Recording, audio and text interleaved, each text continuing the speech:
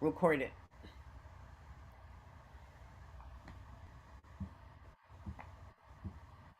Uh, Good morning, but there's a shortage of visitors. Record it. So, uh, Did they go to Ottawa?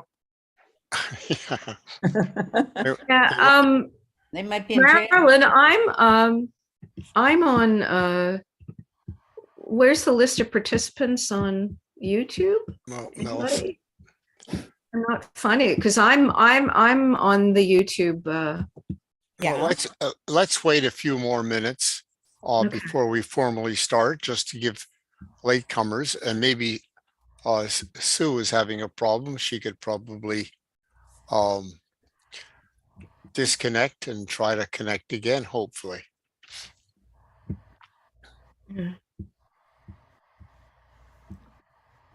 Well, there are 10. I have 10 waiting. There were 10 waiting on YouTube. Really, how come I can't see the participants on YouTube?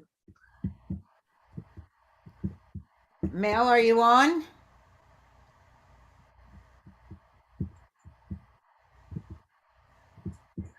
All right. Well, I'll make a note. What I'm going to do, Stanley, Yep. since we don't have a lot of people here in the Zoom room, I'm going to put a note on the YouTube chat that if people have questions or comments, to enter them in the YouTube chat, and if we have time, we will get to them. So, Great. we can extend it to YouTube. Okay. What do you, Marilyn? Shall I do that? Sure. Okay. All right. And a Well, matter of fact, we might even announce that. Are we live on YouTube right now? You are? Oh, all right. So people on YouTube, I don't know if you heard that, but if you have your own questions or comments during the course of the workshop, enter them into the YouTube chat. And if there's a lull in the live part of the workshop, we'll forward your questions to Stanley or Gary and try to get to them. okay. Well, good morning, everyone, and welcome to Montreal, old-time Montreal with lots of snow on the ground. It's been a long time since we had this much snow. The irony of it, of course, is to hear on the news about snow days. And those of us who remember our days in school in Montreal, there was no such thing as snow days because the teachers lived close to the schools, and so did the students. And yellow buses hadn't been invented yet. This week has been an unusual one for me because of a number of different issues. But what happened this morning was a rather wonderful one. And it's something that we being JRI Poland, will post. I got an email from a very determined researcher who found 10 records, 10 Jewish records from 1858 for the town of Rawa Mazowiecki, which is south of Warsaw, in the Catholic Register. They were pasted to the back of the 1858 Catholic Register. And these are records that we've never seen before. And it's an illustration of what I would call the hope, the prayer that someday records for your family or a specific record will be found. This is not unusual, actually, because a number of years ago, probably about 7 years ago, Faye Busgang of Boston was looking at the Václavic books of residence, and sewn into the Václavic books of residence were 7 years of birth, marriage, and death records. And that's a town for which no birth, marriage, and death records survived. So it's just an illustration of the potential for finding something somewhere someday. For those who, I think everybody here on our Zoom call is familiar with the way in which we work, which is to try to answer anybody's question on any aspect of their family history. And all you have to do is raise your hands and let us have your question. So anybody have a question to start off with? And Sue and Mel, we don't see your faces, but if you use the reaction link and raise a hand that way, we'll see it. Merrill, go ahead, please. Right. I wasn't going to be the first because it's not urgent, but if nobody else is raising their hand, I think it was Vicky who mentioned siblings. So I have two related sibling questions. First of all, she seemed surprised or some of you that you don't have siblings of great grandmothers or fathers. I can't find even a sibling of a grandmother in Montreal, or of much about my grandfather. So that's one question. And the second related to siblings is, usually I'm looking for connections to people that I see on my DNA as relatives. The reverse has happened. I learned of a descendant of the sister of my great grandmother, and we don't find any DNA connections on 23andMe, on GEDmatch, yet it seems like we are of that family. Is it too distant to see a DNA connection? This is a descendant of the sister of a great grandmother. So that's it's a third cousin once removed, I think, right? I don't know. There definitely should be significant There- CMs. What would you say, Gary, in the area of around 100? Gary, you're on mute. Yeah, I don't know the numbers. I'm no expert on DNA, but that's a pretty close relationship That's what I compared thought. to the whole world of possibilities. Okay, well, we'll keep searching. And not that it's interesting because I'm quite sure this is an accurate. I don't know if you know Soren Goldenberg, who does research on Romania. Yeah. And I was researching my family, and somebody else turned out to be researching the same family. And we connected, and I think we discovered what the connection is, but no DNA on various links. But anyway, you answered my question. I guess we'll keep searching. Well, if there's no DNA, then usually it can signify that there was an unexpected event in the family. Right. And and sometimes it's not an unexpected event, which is a shanda, which is a disgrace or anything like that. It's just that one hasn't learned that the grandfather married a second time. I've seen many cases where the records show that the mother's name is the first wife of the man and not the second wife. For some reason or other, the records were entered that way. Marriage records, particularly not the birth records, but the marriage records, they were attributed to the second wife, that is the mother.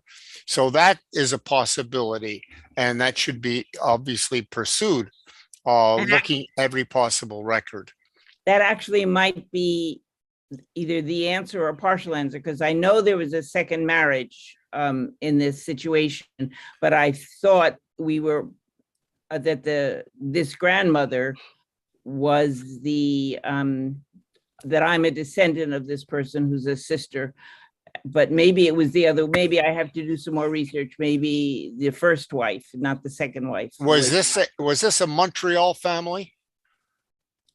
I mean, it was It ended up as a Montreal family. I understand that, but would this first and second marriage, would that have taken place in Montreal? No, those are In all Romania. Romania. I And see. so my grandfather, who I think is the son of the Romanian couple, is came to Montreal. Right. And is this a town for which there are records in Romania? I think there are, it's Falticeni, but Soren has records from Falticeni. right, Soren right. Goldenberg, whom you mentioned. Have you asked him if he Well, has he's the one who family? saw the connection between the two of us. He's amazing that way. Yeah. I know, he is Highly amazing. recommend. Who Yeah. are you know, talking about? Soren Goldenberg. Oh, Do right. you want to put it? Do you have any information that you can put in the chat? I'll find it and put it in the chat. Thank Okay. you. We'll Okay, take, well, I'll follow up and make sure that or the best of my ability, that the marriage of my, the mother of my grandfather is the same sister. It may Yeah. not be. And as the first one, that's all Montreal connections. I think I've mentioned this family, but if somebody else needs to go, that's okay. But I've mentioned this family Mel is on deck. before. Excuse me? I said Mel is on deck for when yeah, you're we'll get to Mel in a second. Meryl, just one thing. What might be useful is next time, for example, is to hold up a chart, hold up a diagram that everybody can see. It could be something like this, or even, and this is what I tend to do when I have something I'm trying to, I just quickly sketch something so that I can converse with somebody. I mean, obviously, I put it into a family tree, but you can make so many family trees that can waste a little bit of time. Andres, do you want to talk on this topic? I wanted just to say, if you want to show something like this on the screen, you have to turn off your virtual background, because else it doesn't work. But I don't see anybody has a background here. What about sharing? Would I have permission to share a screen if I had a document? Yes. Yes, you click on share screen on the bottom. There's a green I know how to button. do it, but Yes. Stanley would have to, or whoever's in charge would have to give me permission. Everybody has permission. Okay, that's what I wanted to share. Okay, so if we have time later, I'll give more details for my second question. All right. I don't Okay. Mel, your question. How you doing? I got bumped in and out. If you discussed it already, you can stop me. The newspapers.com has the Montreal Star, finally. So I spent the last 2 days, I got about 400 different kinds of items from everybody I could think of. And the benefit of that, especially the obituaries, is that it'll give you grandparents and cousins and all kinds of family connections. Everybody's too vain to tell how old they were, so I can't figure out when they were born, but there's an awful lot of wonderful information, newspaper clippings, headlines. Some of my crooked relatives in Ottawa got arrested in 1947. So, it's quite eye-opening in many kinds of ways. You can confine it to Montreal, but then you can play around, because I have a bunch of Weinberg cousins in Philadelphia. I'm also Falta-Chen, Meryl, so I'll send you a little information about that. So And am I've also worked with Soren. So I'll leave it there. Thank you. Yeah. I'm so- also Falta-Chen. Okay, well, isn't that Wow. So very am nice? I. All right, well, What? what do you, I think, We're all related.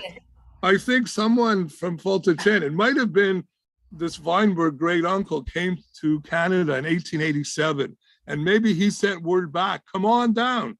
The only problem is he showed up in 1887 and the great blizzard was in 1888. And he actually went back and said, what the hell have I put up with this crazy snow? So Yeah. then all the Weinbergs came, but I think the word got out from one told another that Hmm. if you knew a little bit of Romanian, you could speak some French. Maybe it was things like that. And they got word of the Lower East Side and they said, no, thank you. So for all kinds of reasons, it's a nice big empty country and we try and keep it that way. So thank you for this. And one fast thing regarding Poland. I had a little bit of a misdirection because we were told a long time that I have Goldenbergs in Russia and they were called the Militser Goldenbergs. And I thought it was Milits in Belarus, but that seems to be a dead end.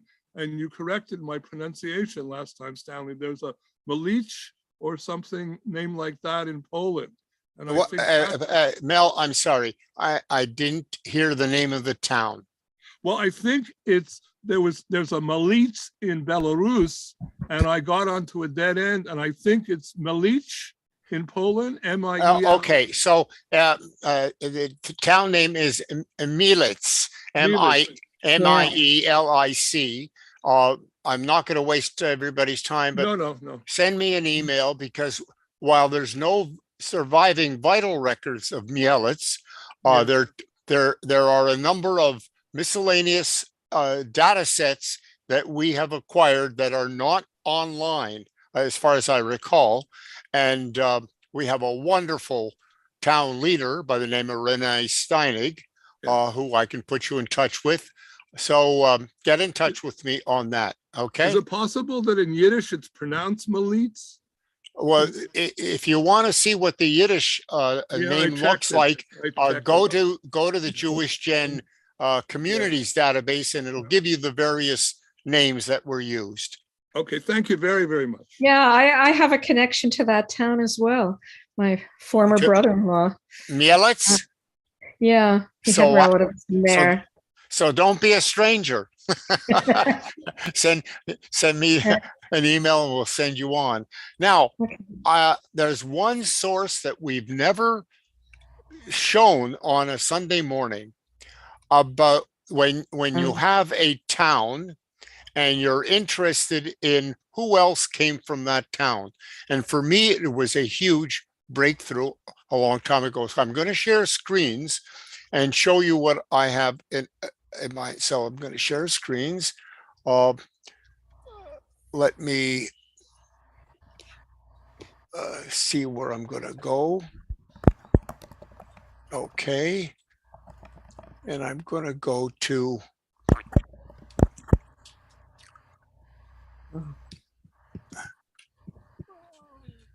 Montreal Circuit Court naturalizations.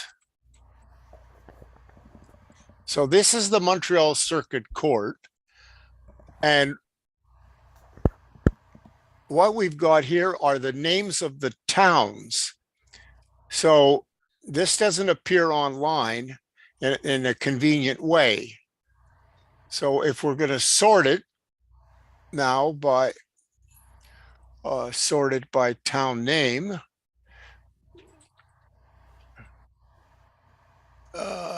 where are we going to go here? Town name. So now let's look. No, it didn't sort for some reason. Why didn't it sort? Well, let's. I guess the file is not open.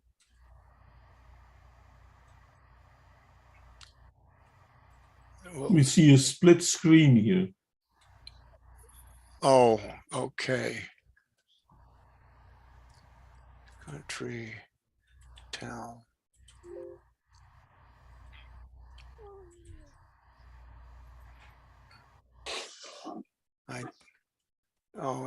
Something happened with this file. I'm not sure what it is. Your screen is you have to open the Excel file. I think it's closed because we see at the left we see source documents. Well, I'm going to try this. I'm going to try this again, just on add level. We're going to do country, and we're going to do town.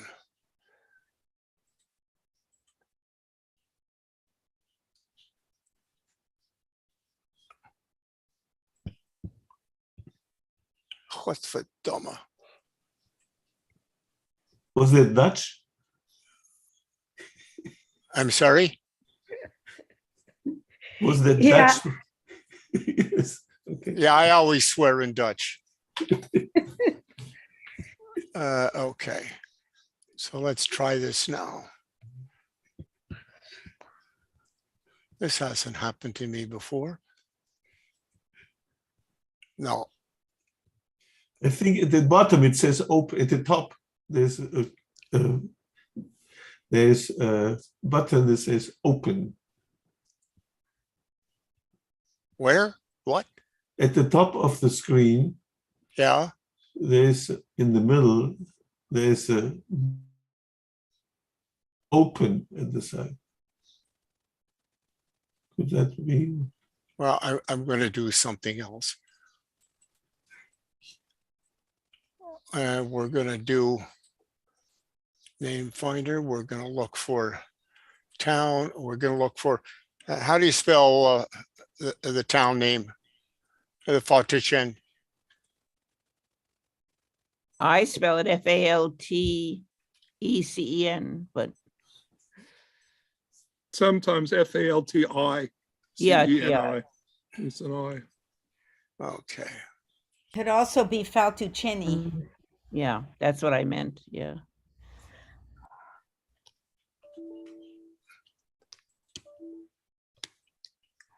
Okay. Stanley, what we see is a split screen. At the left, there's a list of Yeah, I know. I see it. Excel files. Okay, so here, these are all the people registered in the Montreal Circuit Court who show Falticheni in different spellings. That's not what we see. And as you can see, we have 62. Wow. Should I be looking on the left or the right part of the screen? Well, over here is, no, this is it. Here. These are the different people. So let me do something else here. I'm going to go add in name finder. I'm going to, Stanley, I don't think that you're sharing the screen that you're looking at. oh, it says you are screen sharing. Yes, but you have to see on your desktop that it is green. I'm sorry, I don't hear you, Andres. I Gary, would suggest that you stop sharing and start over again. so I'm going to stop sharing and we're going to try it again. All right. Share. Okay. Mm. Can you see it now? No, it's the same. The same. So are you seeing my We, are you seeing my mouse? your mouth was seeing, yes. So do you not seeing all the names here? No, we see a split screen where on the left there's a bunch of files, and at the right there is part of a spreadsheet, but it doesn't move. And on the top there's a bar, and somewhere it says open. Maybe you just have to enlarge the right side with the little square. Okay, I'm going to enlarge this. Is view. Okay, can you see my screen now? No, The screen Hello? that we see, Stanley, has I'm sorry? The screen that we see has Hyman Nemiroff, then Louis Noodlewow, then Lazarus Noodleman on the right-hand side. There's nothing on the right-hand side. Oh, what's for dumber?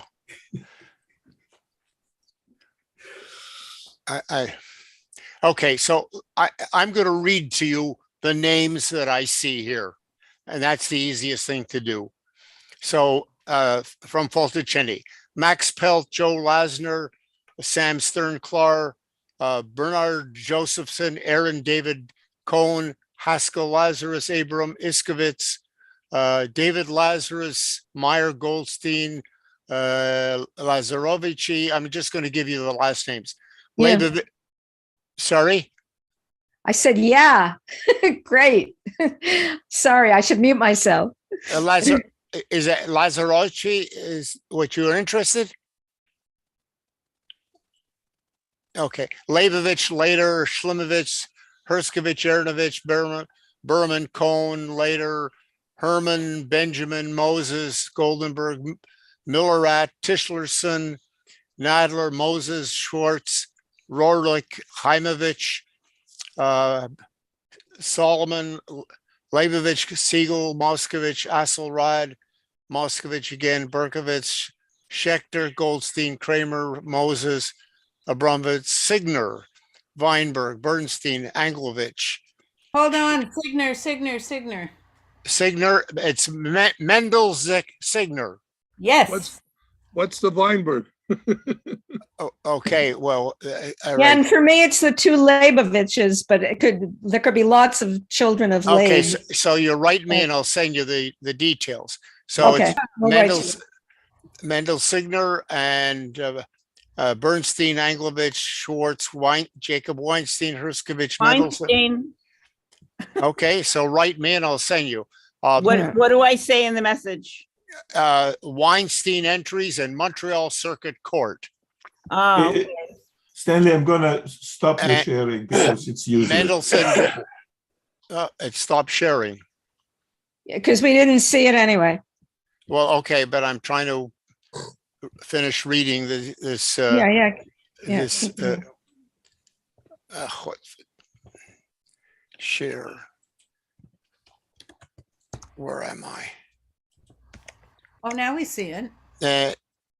You see it now? Something. Okay. Anyway, Bernstein, Aronovich, Laszlo, Tischlerson, Weinberg, Gosenstein, and Meschlizer. So,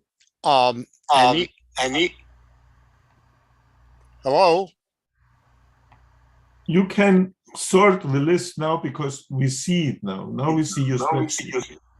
So you can do what you want to do before. Okay. So we're going to sort.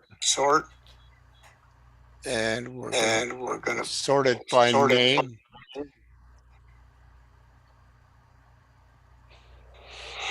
So I'm. So you can all see the list.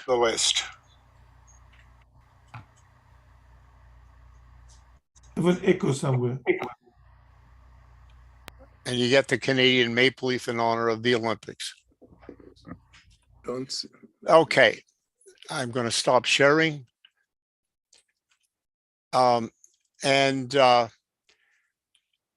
There was one other source that we also have similarly, and that is the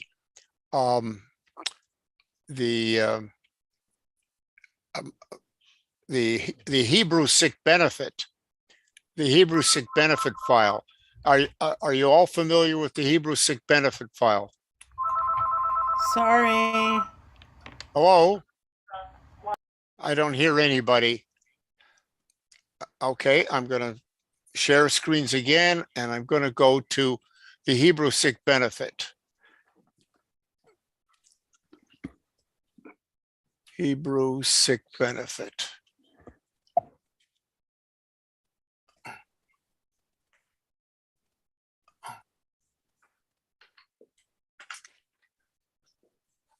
Oh, wait a second.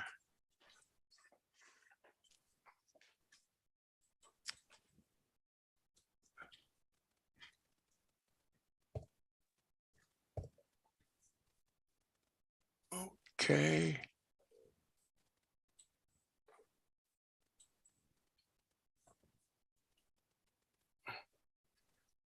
There was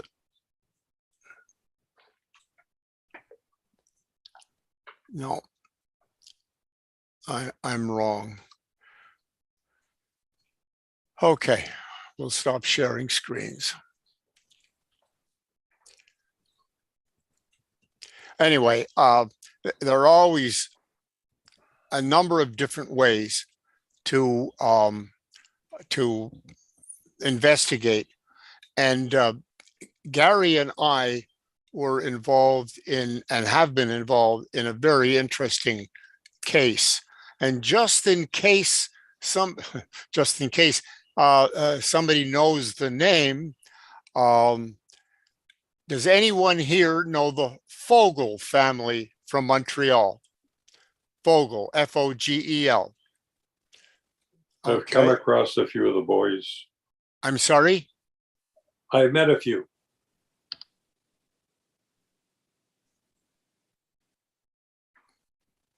Okay. And another name, which is probably not known, is Delfiner, D-E-L-F-I-N-E-R. Nobody knows that name either. Okay. It's always interesting to come across a name that you've never seen before and where there are records, but not enough records to prove a point or to follow a trail. And this is a trail that's been very complex. That's all I can say about this particular case. Anybody have any questions? Okay. Well, since no one has any questions, I am also going to show you something new. You may not be familiar with it, but there is an organization called Documentation of Jewish Records Worldwide. It's been written up in Avotenu, and the initiative is to find and document every Jewish record wherever it may be in the world. Now, it's not to find the record itself, but the sources, to identify the sources. And the website just went live on Tuesday of this past week. So let me just share it with you if you're curious about it. And I'll give you a little bit more information after I share screens. Let's go to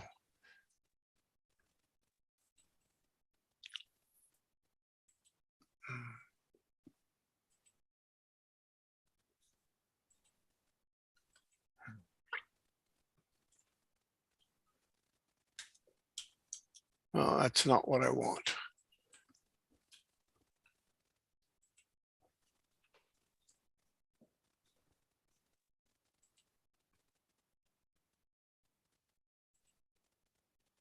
So this is Documentation of Jewish Records Worldwide, the world's most comprehensive catalog of historical documents of Jewish lives.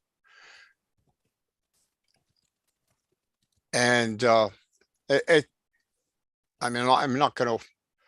Still Go don't for- think we're seeing the screen. Sorry, I still don't think we're seeing the screen you want to show us. you're not seeing my screen? I don't think we're seeing the one you want to show us. This is the original one that we were seeing before. Oh, my stars. Well, I'm going to go out and I'm going to try to come back in again. And how about now?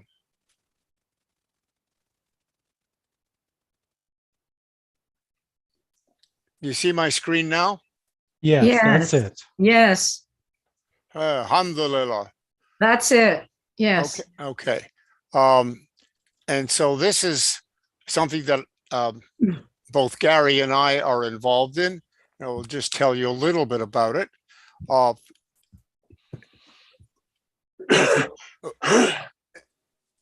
And let me just share with you the taxonomy, if I can find it. I can't find it.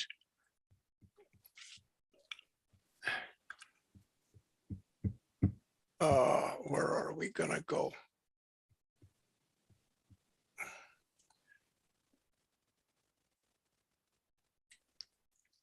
Yeah, here's the, so these are some of the activities we're already working on in Australia, Venezuela.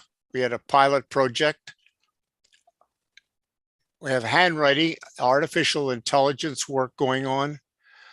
And the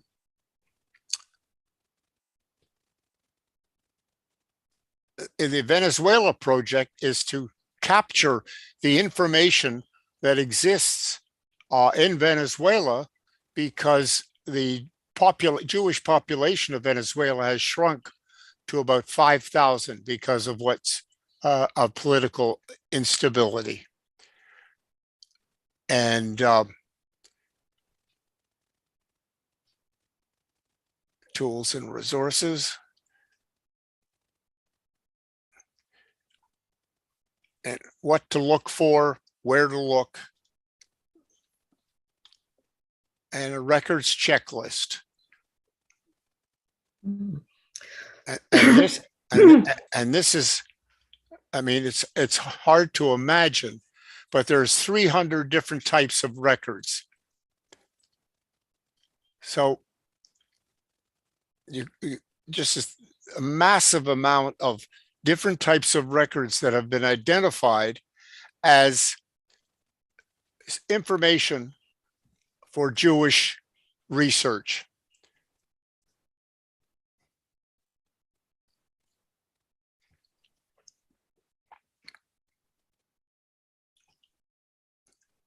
And now I'm going to stop sharing.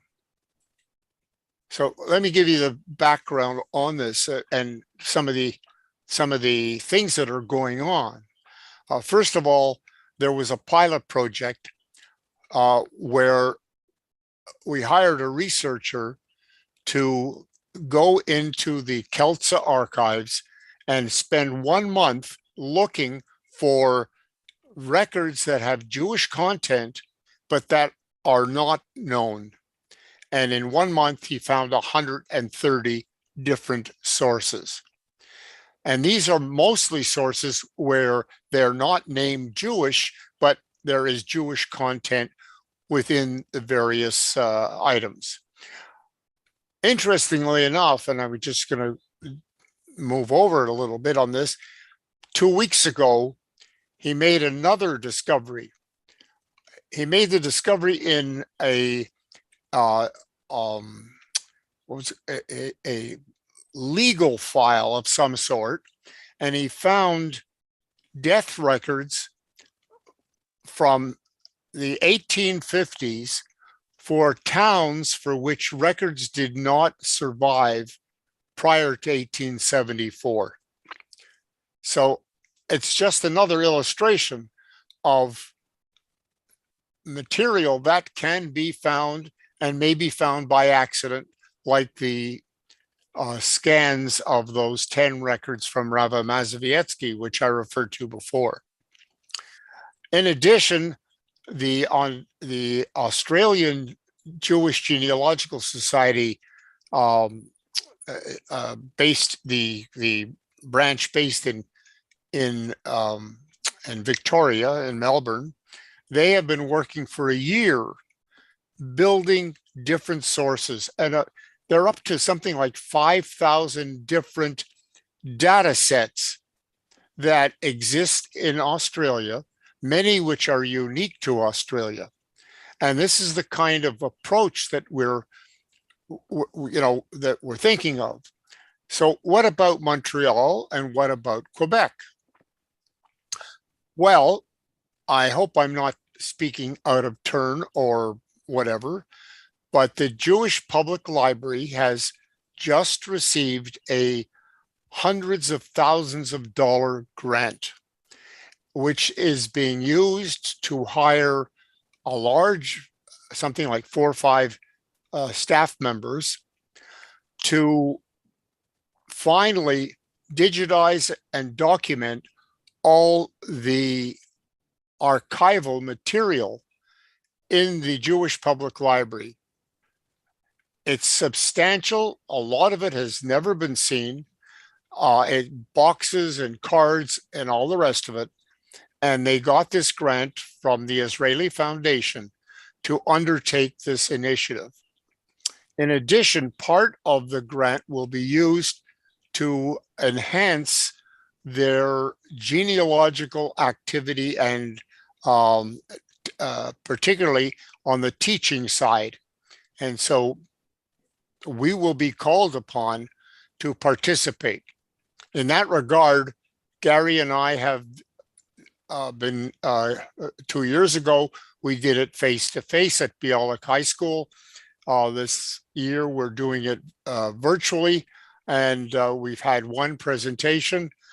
Gary did a great job in showing the students how to use Ancestry.com. And then on March the 1st, we'll have our second session. We were snowed out on Friday from our second session. The students couldn't get to school, so there was no point in having that presentation. The fact that this activity is happening at the Jewish Public Library at this time is a rather remarkable coincidence.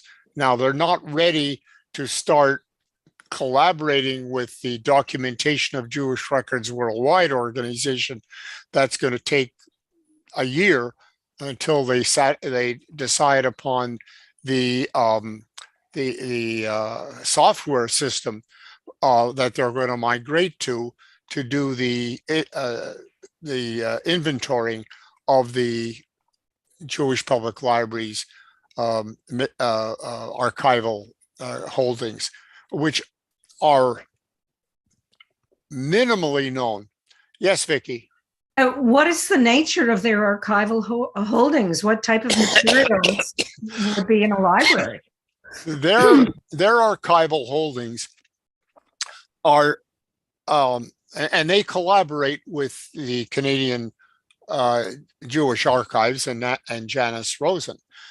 Janice Rosen's material is more institutional, whereas the archival material at the Jewish Public Library is more personal.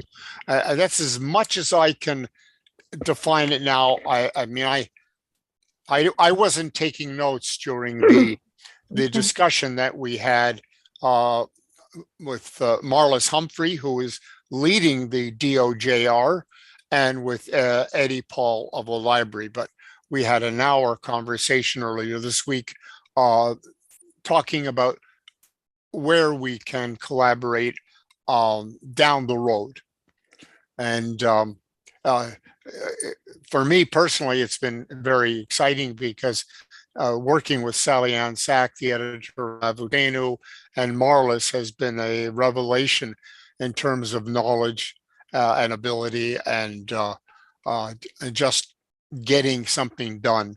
They've been remarkable. So it's a little bit of news. It's not something that should be put on Facebook, please, because it's premature. It will be announced in a formal way, in the weeks to come. I don't know exactly what the plans are for announcing it. I don't see any hands up, so I will just. Oh, here we go, Andreas.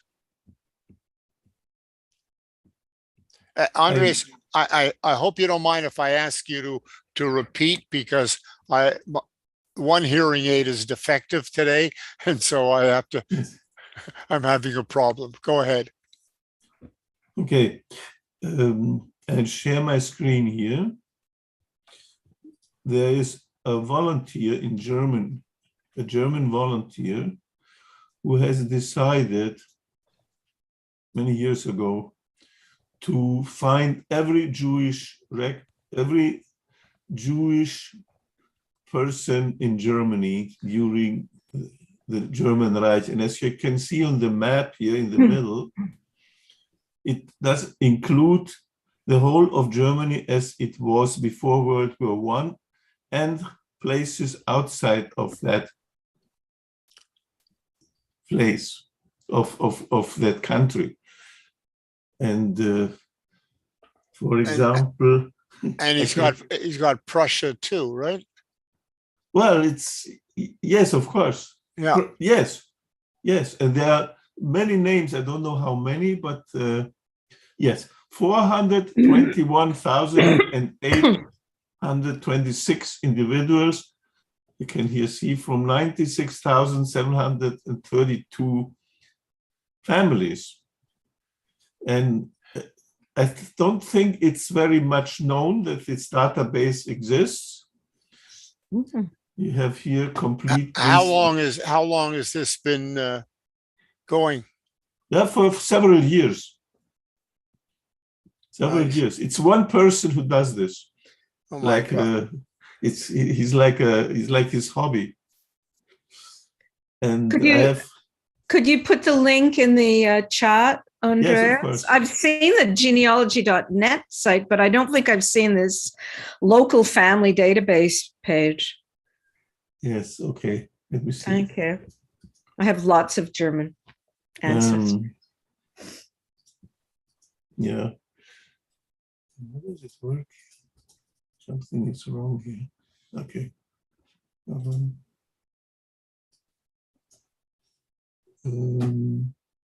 I'll put it in the chat later. Okay, thanks. I stopped. Let me put it in the chat later. So you see the complete list of surnames here. This is just the A, what you hear. Now And if you click on a surname, what happens? you have more here. I see. Okay. So you have Abraham Ach, who was born, the star means born, about 1839. His confession means religion, is not there. But where is he pulling most of this from? Various sources. He goes from archives. People send him files. I've sent him something. Let me see if I have the list of sources somewhere. Yes.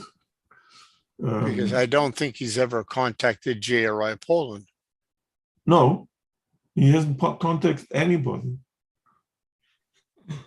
So I say this also because I don't know if it is on that global list that you just mentioned before. I can. It should be. So he doesn't have a list of sources. The sources are there, but this particular one doesn't have sources. Let's go. I'm referring to a global list of all. Yes, I know. Yeah, I haven't found it yet. Places of life I put in here. I also haven't found yet like a search thing. There is a search thing which. And does he refer to the towns as well? Is there a separate? Yes. Let me put Rimpar here because that's the place which I know most. Yeah, this is the list of towns. This is the list of towns, what you have here. Okay. So just go up to Glavica. I'm curious whether he's got Glavica with a G. Glavica? With a G, yeah. GL. Yes. It looks to me like this is all in Germany. And he's got. Yeah, most is in Germany. It's in Germany. I don't think he has Polish. No, I just saw a Polish town. Yeah, oh, really? Here. Gora Calvaria. Go to Glovachov. Glowitz. Oh, yeah, Glowitz. There are 35 people from Glowitz. Yeah. Okay. For example. Okay, I take it back. Go back for a second. Go back to and it's Gora Calvaria. Gora. The problem here is there's only right one. There, Gora Calvaria. There's 4 names right there. To the left, Gora Calvaria. Right there. Yes. There are 4 names here.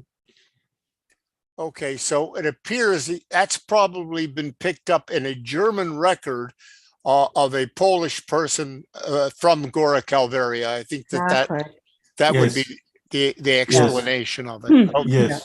So you see here the source here. Can I put this in English? Yeah. As a source is given the Gedenkbuch. This is the memorial book. Yes. Right, So right, that right. was his source. So he has gone through the Gedenkbuch. He has gone through I don't know what else. Right. Yeah, And I if would you think click that here on the Gedenk- link, you get the link in the memorial book. right. Yeah, I would have thought that the Gedenkbuch would have been one of the key ones. Very good. Okay. Thank you. Hmm. Thank you. Interesting. Yeah. Yeah. So do share put the The link link. to Okay, I will do that. his database. Yes, I'll do that right away. Thanks. Wait a minute. Okay, Are you putting it in the chat? I'll put it in the chat. Yes. All right. Very good.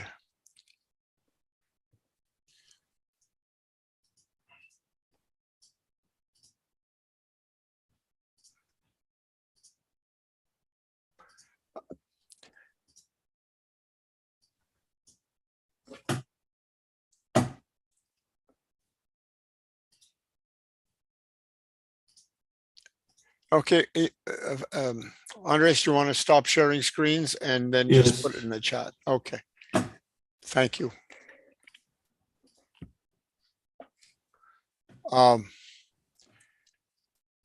Leonard, we're going to solve any of your challenges, Leonard.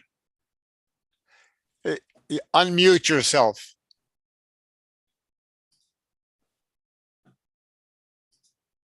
Okay, you had sent me about 3 months ago a list of indexes. I did a sort and I have to find them so that I could follow up on the search for the records. I'll be in touch. Okay, very good. One of the other, Merle, you have a question? You're muted. When you're ready, I can go back to my question I had earlier. That's all about siblings. Okay. There's a comment coming from YouTube. I just lost it. From Howard Goldstein in reference to Meryl's question early on about third cousins. It's just a statistic that might be of interest. He says approximately 10% of third cousins will not share any DNA, at least not segments of 7 centimorgans or more. Thank Just- you. If He just shared that little thought with you. Thank you very much. Okay. That's interesting. Hope you Yes. can hear it on YouTube. What I was going to mention is the JGS of Toronto. I think it's on Wednesday night. David Price is going to give a session on reading Cyrillic, and I perhaps no one on this call has an interest in doing that. But what I found interesting, he has developed a number of because he's totally self-taught. A number of little tricks to identify Cyrillic letters, etc. Rather innovative as well. And he works at indexing for and extracting records for JRI Poland almost full time. And I think it just illustrates how we teach ourselves to do certain things that we have never ever tried to do in the past. My wife, Ruth, has been working on German records, mostly German records for JRI Poland. And when she first started, it was such a huge challenge to read some of the writing that is almost illegible, but slowly but surely over a period of years, it's been amazing to watch her dissect a family name that I could not identify in a million years. So we can teach ourselves the tricks to do research. Basically, I did the same thing when I had to learn how to read the Polish records many years ago, working till 5 o'clock in the morning, trying to read my family records. Andreas. No, nothing. Nothing. Yes, it's. How about reading records in Yiddish? If you know the Hebrew alphabet, can you do that? Yeah, that one's it. Actually, that's one of the things that DOJR that we've been doing is developing the using the company called Transcribus's a platform, creating the ability to read the Polish handwriting and the Russian handwriting, and now we're working with Yiddish as well.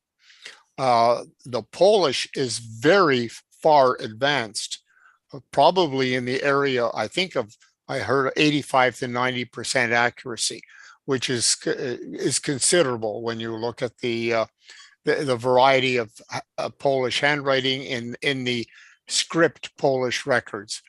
So it's coming. In future, there was this challenge that we all realized was out there, that they're not teaching, not teaching handwriting in schools, in many schools. It's handwriting is, not necessary anymore. And in future, that means that the ability to read old handwriting is going to be computer driven, which is remarkable. Gary, you want to comment on that? No comment. Okay.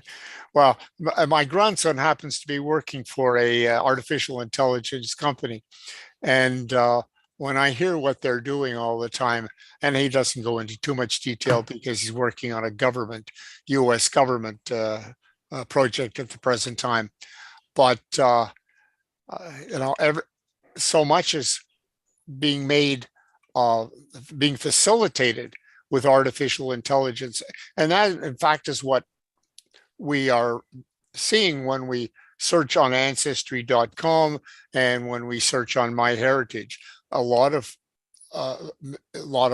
search results that have been pulled together in different ways, both through the database and also with this smart matching, etc. Andreas? Yes, I have another announcement to make, that the French company Philae has been bought by MyHeritage. Yeah. And they are now in the process of linking all the records that are in Philae. So with the smart match, via the smart match, and also the record search thing in MyHeritage. So if you go on the MyHeritage site, and if you have paid your dues, then and you put in a name from France, it will come up. And also, I was just going to say, Andres, that's so important for anybody who's researching Eastern Europe, because the France was a very attractive destination, rather than going to North America or South America or South Africa. A great number of Jews of Eastern Europe were attracted to go to France. So I think, speaking for myself, I have relatives who ended up in France. And so this is going to be useful as well. So the other thing I want to say is that, in the United States, you have the Social Security Death Index. France has the equivalent thing, and deaths are on their online database within weeks. If somebody of your relatives dies in France, say it has died last 2 weeks ago, it will be already on MyHeritage, because they have indexed that too. Who who wrote that? I don't know, to everyone by somebody. Oh, okay. One other thing is, and I don't know if everybody's reading my the ancestry, pardon me, the Jewish Gen mailing list. It's remarkable how many different societies have had speakers on a variety of topics that we normally would not be able to access, but in face-to-face meetings. I'm just curious as to people who have been watching some of these presentations from around the world. Any reaction? No reaction. Yeah, Leonard, go ahead. For at the end of your this workshop, I'm heading over to Denver to have a lecture on Belarus by Yuri Dorn. Oh yeah, that's right. Yuri is speaking. Yuri Dorn is extremely knowledgeable about Belarus records. In fact, he and his team have been doing indexing extraction work for us in the Grodno archives for the last 5 years. And that, for those who may or may not be familiar with it, the Grodno archives in Belarus has the 19th century records, mostly 19th century records of northeastern Poland. So that's why we're using Yuri. The other thing is that it wasn't until recently, very recently, that the Grodno archives allowed photocopying or photography of their records. And I'm not sure to what extent they're allowing it, but they are allowing it. So it's been a good turn of events, if you will, when it comes to searching in Belarus. Anybody have any Yeah, Beryl? Oh, I was just going to answer your first question about going to webinars. I get the Jewish Gen discussion forum list and seen many webinars in the United States, and I have attended several, but I don't see anything around the world. Which what are you referring to that has information around the world? Well, they've had overseas speakers. There's also the Forum for Dialogue in Poland that has regular speakers. And there are others that I'm thinking of. The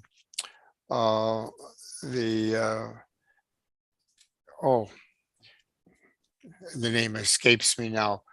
The Portuguese consul. But you specifically mentioned something with Jewish Gen. You were not referring to the discussion forum, were you? No, I'm just saying that there are many other organizations in Stanley de Sousa Mendes. Oh, I see Sue put it in the chat. I'm sorry. Yeah, the Sousa Mendes organization, and you can go to their website, and they have had some very fascinating lectures. I've only watched 1 or 2 of them, but from entertainment, yes, that's always, you can watch YouTube stuff all day long and be entertained. But there are genealogical related stuff, and the foundation also the Krakow Jewish Community organization. They have frequent lectures as well. So it's if you're the point I'm making is, no matter what your interest, if you start Googling, you may find something specifically of interest for your genealogical research. Yeah, go ahead, Vicky. Oh, there's a question from YouTube. The question is, how do you access the Grodno archives? Okay. The way in which you can access that information, there's only one way currently, because while we've been indexing, we haven't put the material online. And the way in which to find out is to write to Mark Halpern, and I will put his email address in the chat. And it's mark@halpern.com. So that's a rather easy way to contact. So Mark has all the data, and the reason we haven't put it online, first of all, of course, it's a matter of raising funds to pay for what we've already done, and we're talking in the thousands. But there's also a second phase that is underway, and the data works together. Let me just give you an example of what I'm talking about. If you have a census from a specific town in Poland, let's say Sucha Wola, you need, because a lot of it is patronymic, you need to have everything from Sucha Wola in order to be able to come up with potential links. So rather than put the material up in just one data set, the importance for us is getting all the data sets that we possibly can access in the Grodno archives. The problem that we're facing in northeastern Poland is that very few, I'm talking in the Grodno Gubernia, very few vital vital records have survived. Very few, for very few towns, other than the major towns like Tikocin, Białystok, Knichyn, and Jajanowka, as an example. But for the ones that are further closer to the Belarus border and further north, nothing has survived. So I hope that answers the question as far as the Grodno case. If anybody, just as a matter of interest, if anybody has been searching on JRI Poland, I want to emphasize, and I can't emphasize it strongly enough, do not use the new website's search facility. In the next week or so, the navigation bar on the new JRI Poland website will have a pull down menu where it says search, and it will point you to the old website. We call it the legacy website. And that is the only one that has all our data that we have online. And it's the only one that provides the multiple search facility. The search system for the new website is being developed in a very unusual way, and it's going to take some time yet before we're ready to make it live. There's a lot of work to be done, and one of the reasons why for the delay is we have to make sure that our excuse me, that our data is clean, and there's a lot of work ongoing on our data to make it useful for the new way in which we're going to be displaying search results. If you're not interested in Poland, all this is moot, but for whatever it's worth, and anybody you know that is searching in Poland, please do warn them, caution them, whatever, to use the old search system.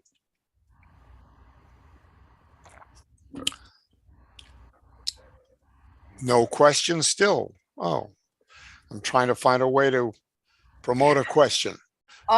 Well, Gary, were you planning to do a mini presentation this time, or are you going to wait till our next workshop?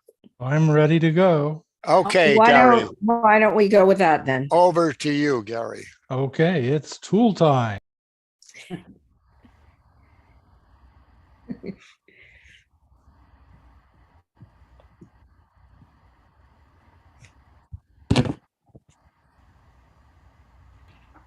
Gary, you're muted. Okay, so I've just shared my notes in chat, and I'm going to share screen.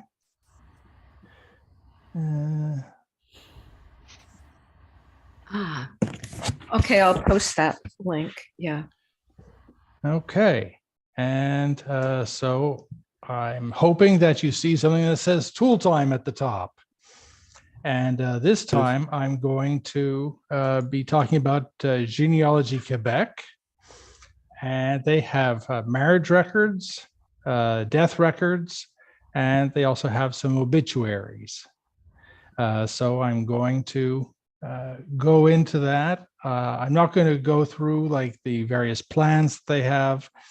I will say that you know, the records overlap in some ways with other sources. But let's see if we go in here.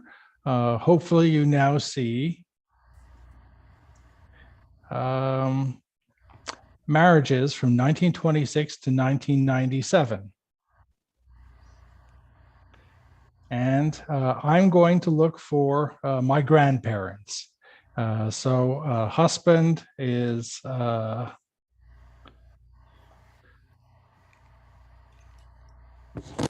Reuben Small. That should be enough to find him, and it says over here, no data found. So we'll do a new search. And his name was also Schmulick, Schmulick.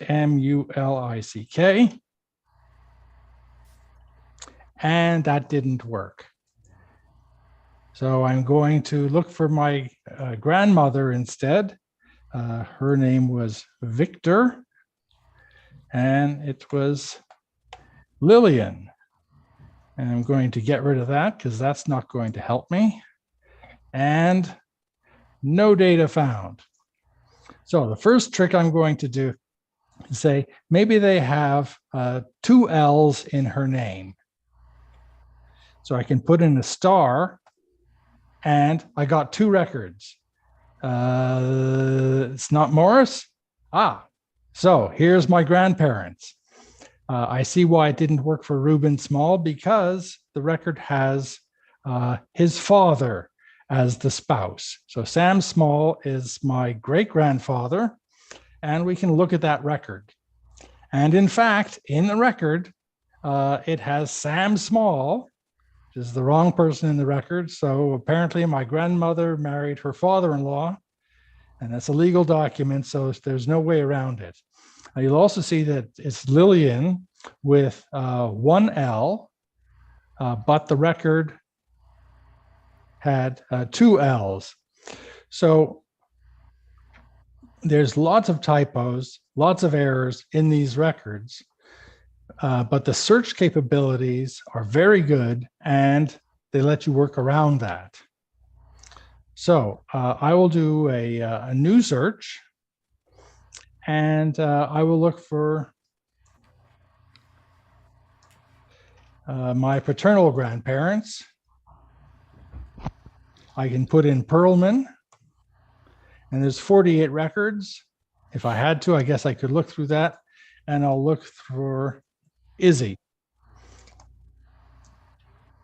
And shockingly, it worked.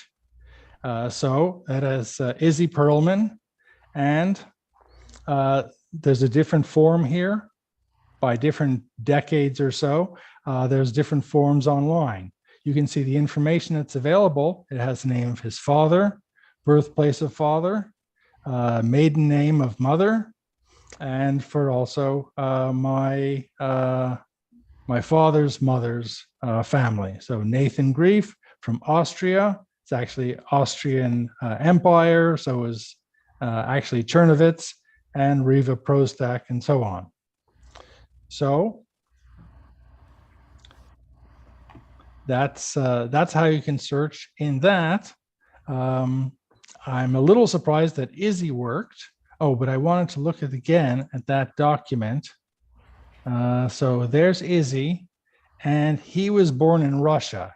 Keep that in your mind, because he's going to be born in Canada in just a few minutes.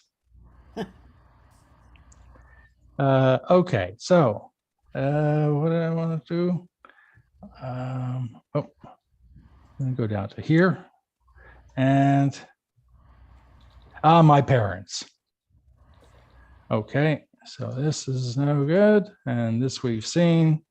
And so now we're going to look for my parents, and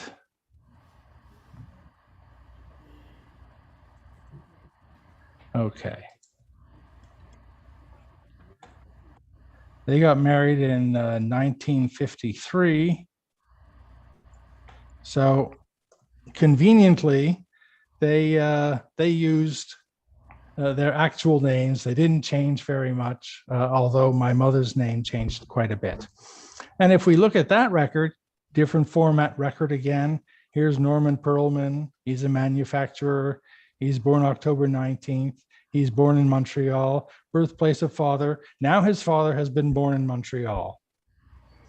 So this interesting piece of information, I'm not quite sure why it changed. But fortunately, my grandfather was naturalized by virtue of my great-grandfather naturalizing.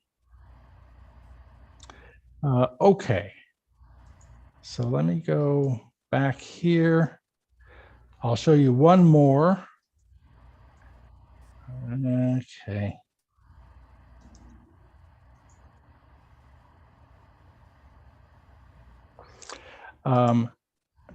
So this is what I do to save information. So here's all of the Perlmans. There's 48 marriages with Perlmans. What I do is I save this whole output as a PDF for future reference. So if you have a short-term sort of subscription to this service, you can save it that way. And for all the women who were named Perlman, you can do that search too. There's 32 of them. Gary, why don't you show how you make the PDF? Okay. I will save as, and I could save it as an HTML, but that's not it. What I want to do, sorry. What I want to do is print it. So I hit Control P, and an option is to send it to a printer or to save it as PDF, and you can do that, and that'll save that information, and it's available for future reference. In Tooltime, I have those as examples. And so here's the wives, here's the PDF for that. And here's one for my father's sister, Sylvia. And there's probably others in there who are of interest to me for future reference. Now, I'd like to look at death records. I'll get rid of that. And who am I going to look for first? I'm going to look for Izzy Perlman. So the name is Perlman, Izzy, and no data found. I know that he died in 1959, so I could try that. And it's Isidore Perlman, and it gives a date of birth. So that's the sort of information that you get over there. There's no other records. It's just a textual piece of information. I'm going to look for Bella Grief, my grandmother. So she would be buried under her maiden name, Grief.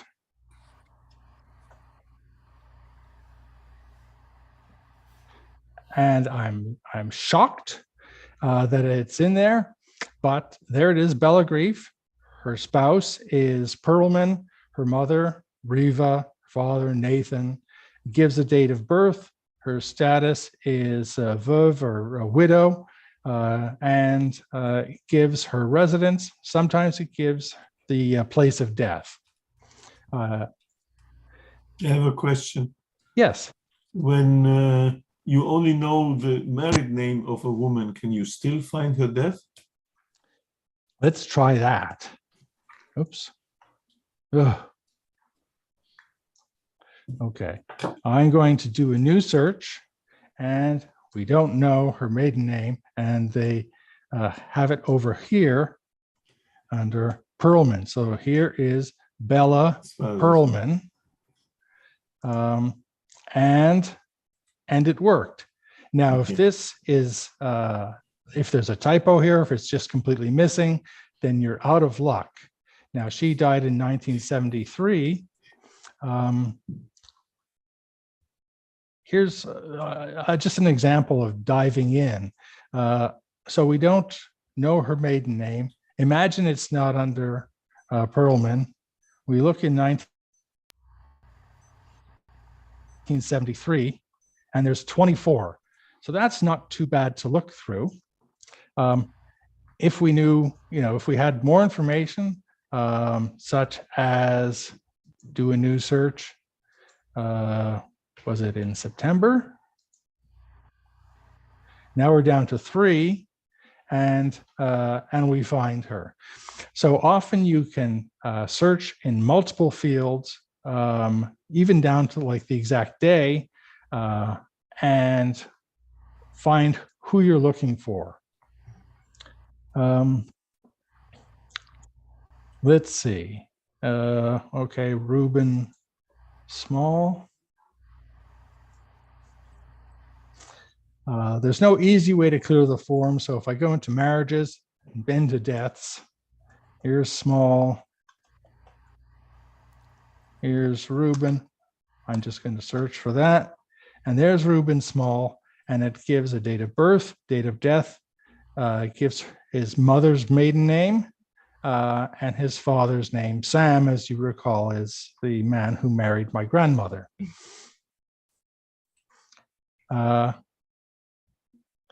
Okay.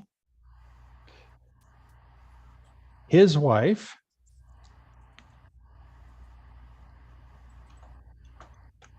Lillian. Now, Lillian Small isn't going to work because her name is not Small. That was her married name.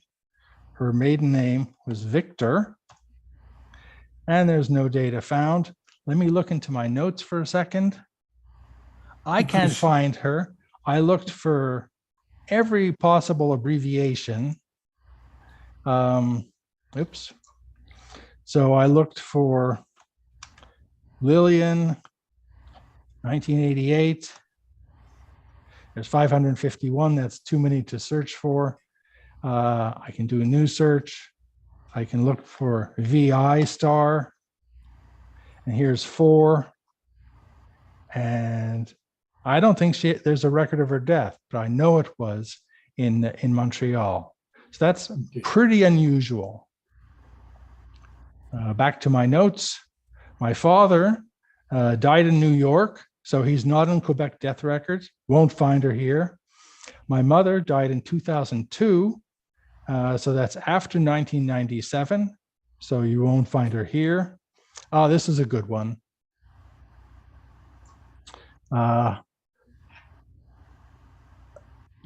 Let's see.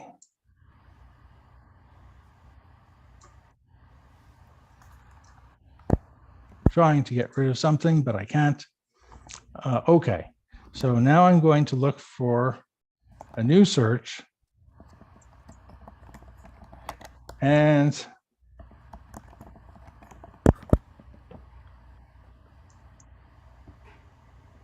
Her maiden name was, her married name was Rudman. And I didn't find her. So Molka Rudman fails. I do know she died in 1927. So I'm going to do a new search. I'm going to give up on Molka, and I'm going to look for all the Rudmans in 1927. And there's one, and it's Sarah Seibovich. So her name was S. Molka Leibovich, but she went by Molka. Somehow it got under Seibovich, but luckily her spouse, Rudman, got into the records. And it gives a date of birth. So that's a useful piece of information. So it just gives you another example of many of searching for the information until you find it. Again, I have PDFs of these. So here's all the people who were born Victor, who were death. So here's Sam Victor, Saul Victor, a whole bunch of Victors. And here's people who were married to Victors. So this is this person, his spouse was a Victor. And so that can save that information for future use. Finally, obituaries. The obituaries in Genealogy Quebec, unlike the death records and the marriage records, the first two we looked at cannot be searched from the genealogy dashboard. There's no way to jump in and do a search. So you have to retype everything. So that's the way that goes. But searches are possible of their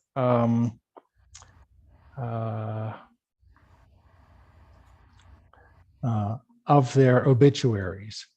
So if I go into a new tab, you can search for, this is my uncle. I can search for Quebec obituaries. And so he's in there. But I can also search Genealogy Quebec, and it's not found. So I'm going to put in a star, and I get Philip Kohas, and there's that.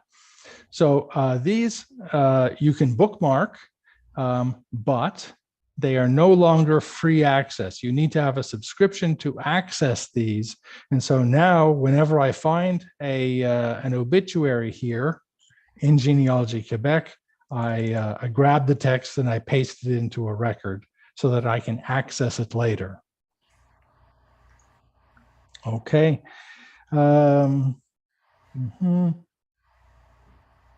Okay. Gary, Yes. A few questions. Well, one from YouTube here from Howard Goldstein.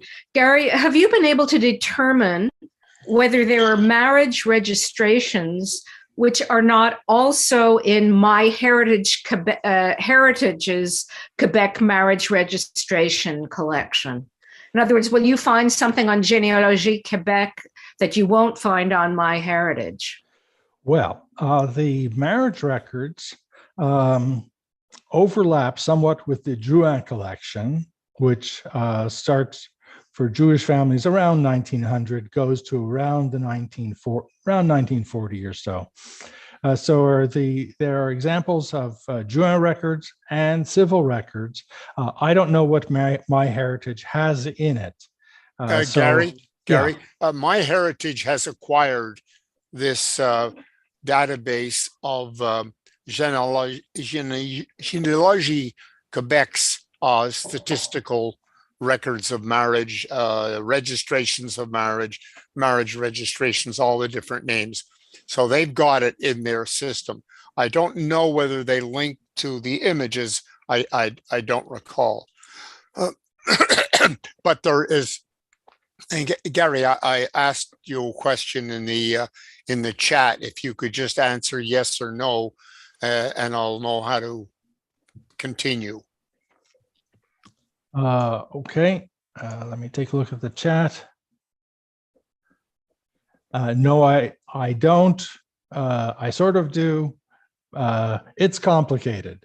Okay, all right. So let me at some point chime in and show how we can do searches for marriages and deaths that no one else can do. Right, because JGS Montreal has corrected records, I think marriage records and death records from Généalogie Québec.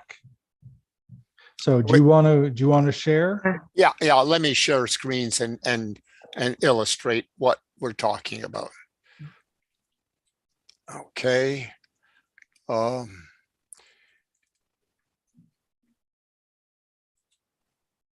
So while you do that, I'll mention just the number of sources that I've picked up from Généalogie Québec for our JGS Montreal cemetery records. For marriages, 919. For death records, 3,201. And obituaries, 1,263. So I get my money's worth out of these records. Yeah, a few more questions about that. Do you know, this would be to you or Stanley or anyone who knows, do you know if MyHeritage has more than the marriage database from Généalogie Québec? Do they have the death database as well? Or the I believe they do. Okay. And also, what is the subscription to Généalogie Québec cost? Do you know? That's on the page. So the costs are, you can pay $5 for a day, you pay $13 for a month, or $100 for a year. If you have like a short time subscription, it's like 75 to 150 images per day. There's no free trial. If you have like $100 per year, it's something like 1,000 images per day. So you'd really be working hard to use that up. Yeah. So if you plan everything in advance, you know, $5 a day is not too bad. I don't think there's a free trial. In the tooltips page, under it says cost, and it has a link to their plans. Scroll down, you can see what their plans are. And last question for me, the search with the star to show, you know, additional letters in the search item. How do you know when what databases that will work for? I mean, can you try it for any database? How did you know to use it here? It's a very, very good question. And the sad truth is you just generally don't know. You know, I was at Pier 21 in Halifax, and they said, oh, we do genealogy here. Do you have any questions? I asked a question. I watched the person as she blandly typed some names and put some stars in the middle of terms, searching Ancestry. I did not know, after years of subscribing to Ancestry, that you can use a star anywhere in a term. For Généalogie Québec, it's only at the end. And if you don't put it at the end, then it says, you know, if you look for PERL, nothing else, you know, it's going to match only that, but PERL star will match.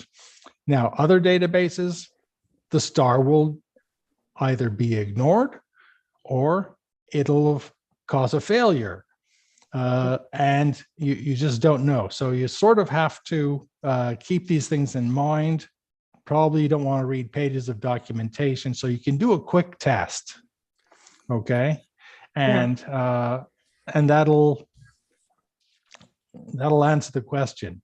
But what the thing that you really want to avoid is to assume one thing when something else is the case, and all of your searches are failing because, oh, syntax error or lack of knowledge of the syntax. You don't want to have that happen to you. Okay, thanks. Okay, I will pick up Gary now. Sure. All right, so let's go to here. So what we're seeing is, well, let me go here first of all. Open recent, we'll go to, this is the Quebec marriages. These are the marriages that Gary was talking about on Généalogie Quebec. So now we have a terrible situation where we know that the man's name was Yarov Tzvi, but we can't remember his family name. So we, in this case, I'm cheating. I'm just copying this, and I'm going to look and see how many Yarov Tzvis married in Quebec. Nothing else, not his residence, not his birth, not his date of marriage, anything. And I can just go like that, and there it is. So let's take a look at another situation. You know that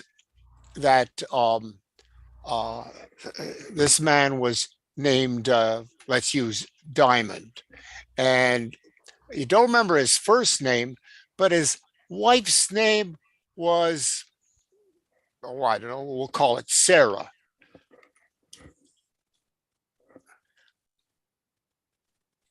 And we put in Sarah. And we'll see whether there they are. Jean-Paul Joseph was married to Jane Sarah. Now, let's say we know they got married on, we'll say 1928, December.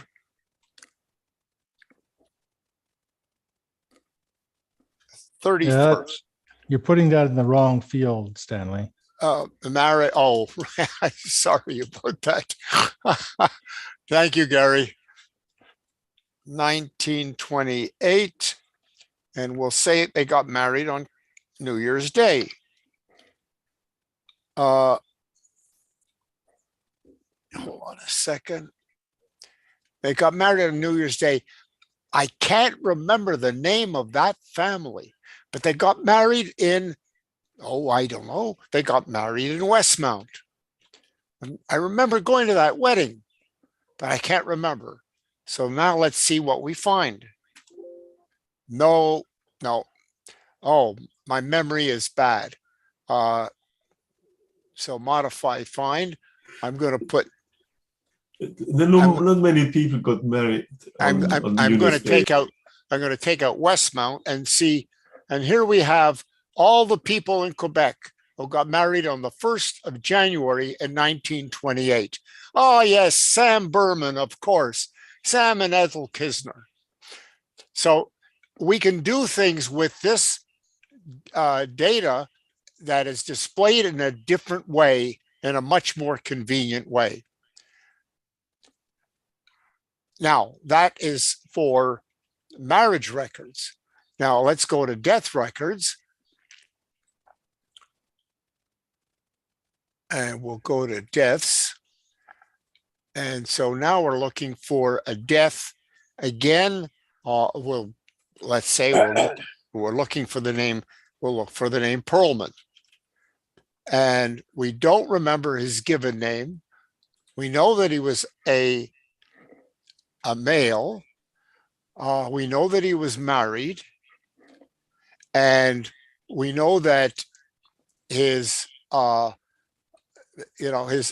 father's given name began with an S, and his mother's given name began with a T. We'll see whether nothing comes up. So we'll modify this find, and we'll take out the T, and let's see what we get. No, none whatsoever. So let's take, we'll just get all the Perlmans. Stanley, Yeah. are you sure that you don't need a star in this case? So does it always do the beginning? of the name? I'm sorry, Gary, can you tell, I'm having a problem because there's an echo in Andres' room. What is it that Andres asked? Andreas asked if you can do these searches without a star, an asterisk. Yeah, you don't need stars or asterisks. You're basically doing exact spelling. I'll give you another example for, just let's say, fine. You know that they got married, in Three Rivers. And it might be in French as well, but Trois Rivières. And we do, oh, here are all the marriages in Three Rivers. Or, we may know a birth date only. So there's a variety of ways of finding information. Now, there's one other thing in our JGS Montreal database, and let's go to it. It's open recent, and that is the Canadian naturalizations. And so we'll do a find, and let's say we're looking for I don't know, let's say we're looking for a Pearson. And we know his name was A. Pearson. Now you can remember on Library and Archives Canada, you can't just put in an A. You have to put in, I think 3 letters, Gary, whatever. So here we go. We've got all the Pearsons laid out. And in addition, we can actually display the record. And then oh, Jesus, Murphy, I'm sorry. And then if we want to look at the Montreal Circuit Court, so we see there's an alpha.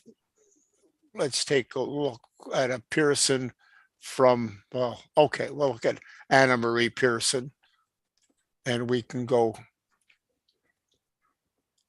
display. And there she is again. And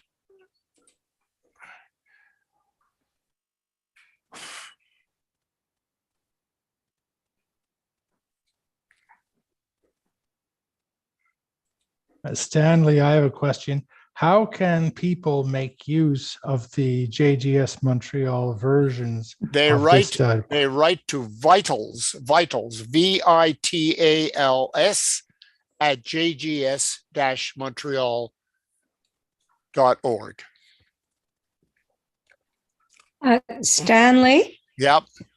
we have some updates again from YouTube, from Howard. Okay. He went over, he checked on MyHeritage and found the Quebec marriage returns, which he says happen to be free right now, possibly as part of a Valentine special. Yeah, the marriages. Yeah. But he couldn't find a Quebec death database. Oh, so well, it is possible that the Généalogie Québec has something that MyHeritage does not have. Right. Okay. And let me illustrate something else that we have open, let's say recent, and that is the Drouin collection. The Drouin collection, in addition to the Drouin collection, and this is full extractions which don't exist on Ancestry. These are full extractions made by our society. Number one. Number two, it includes the Colton Moel records as well. And it also includes some other Moel records. It also includes the Temple Solomon post-1943 records, which of course are covered by Quebec privacy, but we've got them in here and we can provide them. So somebody tell me what they're looking for in a Montreal record.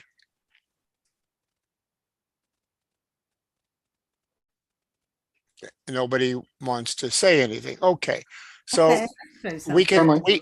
we can look at these records by synagogue, given name, search name, event year, mother's given name.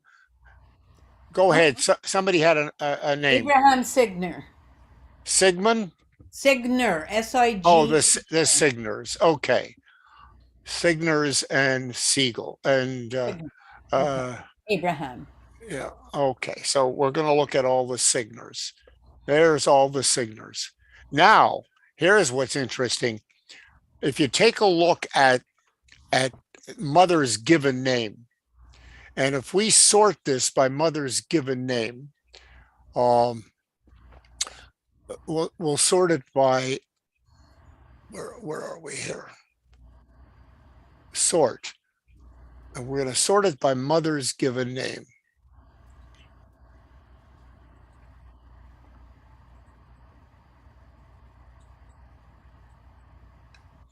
Now, if you take a look here, you'll see all these Mendels, the Mendel Signers, and Nettie is spelled Nessie, Nettie I-E, Nettie Y.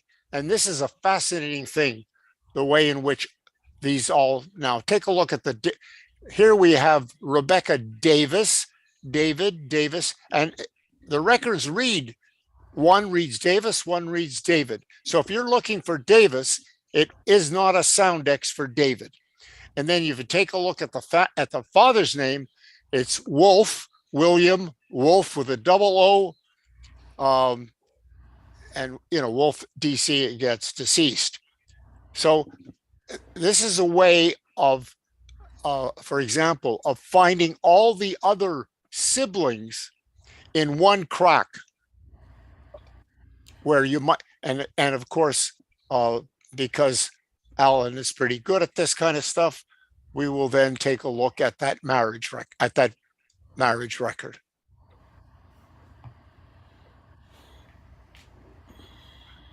And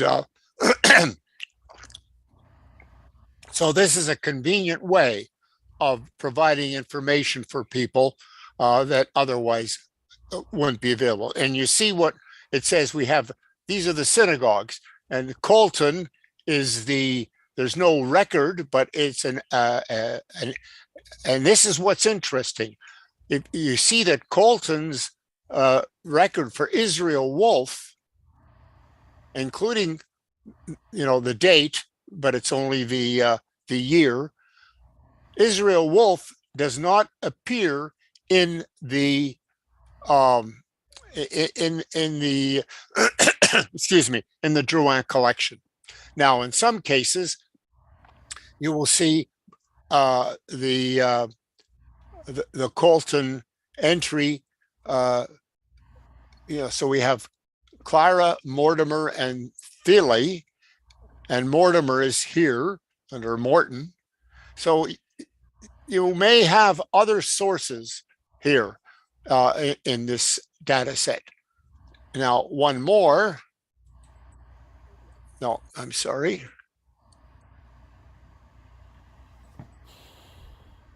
Open recent.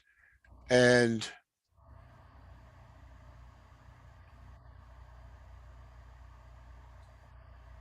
this is our own burial register. Now, the only advantage of this, because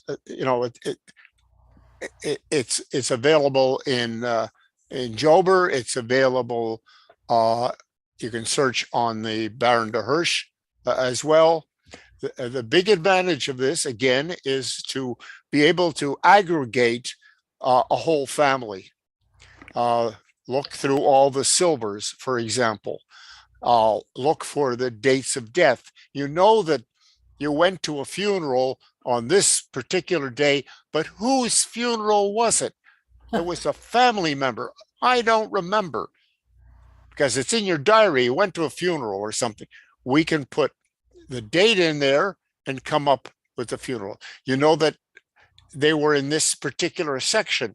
You want to know who's buried in the Nusach Hori section. And something else about it. So this is another tool to be able to locate information that otherwise would be hard to find. Stanley, Howard Goldstein has his hand raised. Okay, what's the question? I just wanted to follow up on Gary's question about accessing this information, because as you have just been doing, you're going through and playing around a lot with the information. That's a little bit much for us to ask Alan to do. Alan can do this very, very quickly, very quickly. I think that I can do it pretty quickly as well. Unfortunately, I just don't have the time because of my responsibilities with JRI Poland. Right. So the question becomes, when do members get access to this, to be able to play around as on our own and discover what we can? We can't do that because what you have to understand is that what we've done is create a composition, a compilation of data which is covered by privacy. This compilation is something that we have done, no one else has. Even the Quebec Family History Society doesn't have this. This is something that we did with the data with special arrangements. We cannot put it online. So that's why we have to do it privately. Do somebody who requests this have to be a member, or will we ask a donation? How does it work?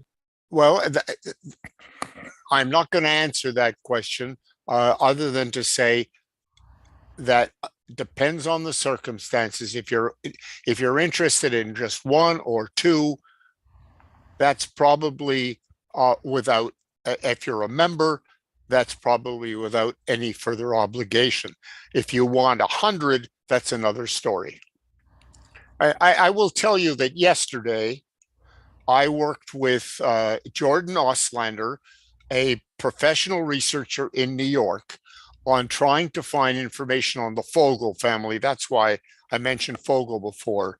And as a professional, he was so appreciative of what we were able to do that he was not able to find out about from a Montreal family, that he immediately made a donation of $150 without even my breathing it. Now, the reason I got involved with Jordan is because he contacted me about the Polish side of the question. And he said, well, they also have a Montreal connection. And so we got into it. Now that just illustrates what I was saying, is how valuable all this data together can be. All right. And let me just see if there's. There was a request from Sue to check Morris Eisenberg, son of Moish. In this database, I guess, EISENBERG, Morris. EISEN BERG. No, we'll just put Morris. No, I pressed the wrong button. Yeah, it erased it. Deleted it. And Morris. So there's a Morris Eisenberg who died. Oh, it's the same one.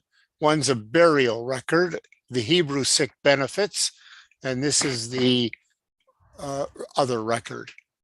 So it's the Hebrew Sick Benefit, died 1968. Oh, it's the burial date. Yeah. So he died on the 19th of September. And if you go to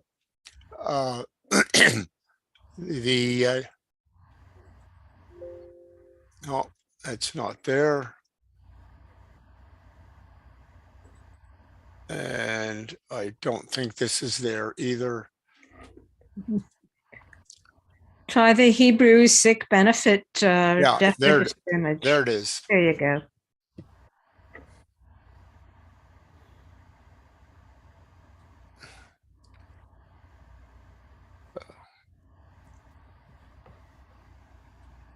Okay.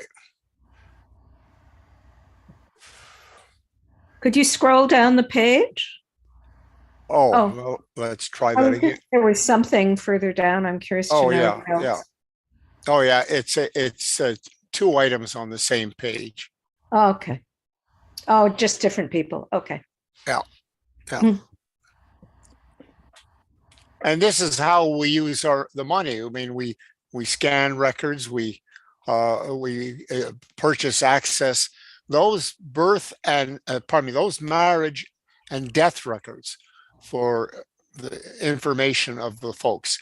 Those originated with the province of Quebec, and we managed to get access to them, and we paid a substantial amount of money when they were available. They are no longer available. They were available to a couple of French genealogical societies, and we got our hands on them, I think, around 2002. But that is not available anymore. And that's the same thing with Drouin, how they got them at the same time.